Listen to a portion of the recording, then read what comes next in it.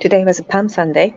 I had three. I just made a two blog post. I mean, actually, yeah, I did make two blog. I write the blog in Japanese and post it in Facebook in English version, and I post some in LinkedIn and so on. However, so I have two things I wanted to talk about. Um, One, this was from the Bible study. The leader told me, if you're not discouraged, you will not be defeated. And then I had to look back and go like, when did I get defeated? Usually because I am discouraged or I decide, okay, I'm not gonna win, right? So that was a good realization. So what it is you want to protect yourself from discouragement. You need to be stop talking negatively to you. I heard over 70% of your self-talk is negative. In order for you to stop that, you need to recognize that. It's same as Alcoholic Anonymous, right? You need to admit that you're doing this in order for you to stop.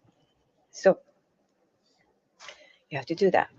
The other thing that would be super convenient tool that you can use for this is this come to me in my realization while I was sitting in a church this morning.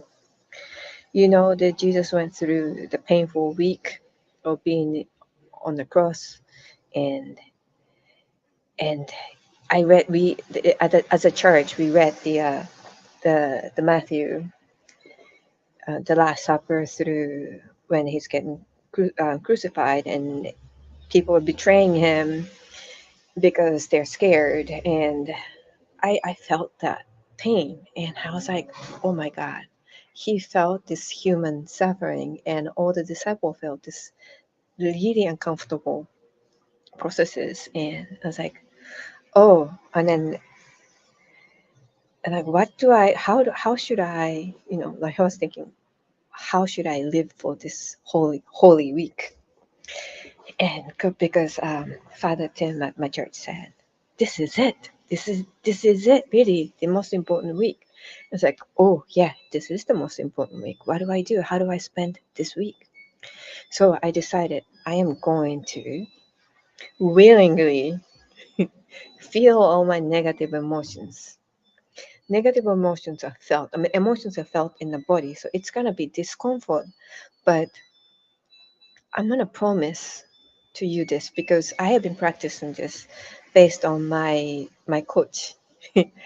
Because she pointed out to me the other day, like I hear you, I see here me saying to her that it looks uncool, like I, it looks, how do I say it?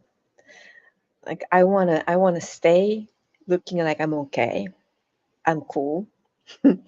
And so she challenged me to go do things that would make me uncomfortable. So I was practicing it um, only because I don't want her to. She's not gonna get disappointed even if I don't do it. But I didn't want. I wanted to prove to her wrong, or I wanted to prove to me that I got this. I can do this.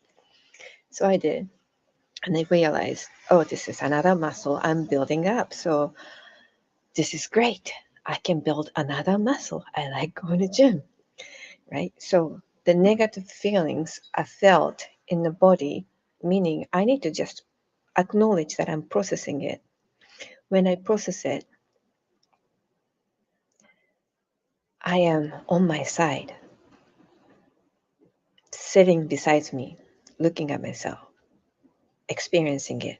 And in the end, I know it's okay. And it is okay. It feels okay.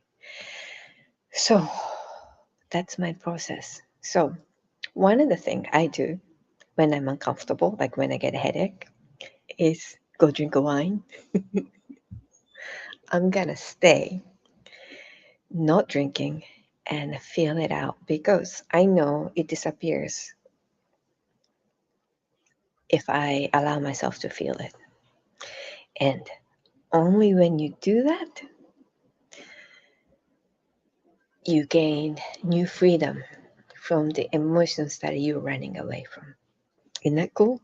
Anyhow, as soon as I told myself I am going to feel this pain out, I had to take my cat, my old cat that I just recently inherited from a friend, to the vet because they've been constipated. So I took him. The vet bill estimated to be $2,000. Initial estimate was 3,000. I fought and fought and fought, and it's 2,000. I could have taken him out, but then I realized, okay, I'm gonna feel this out. Painful, but I'm at the same time thankful that I have enough money to pay for it. And yeah. Anyhow, if you can read my blog, comment something, because I learned recently just hitting the like doesn't do anything. Sad, but that's the truth.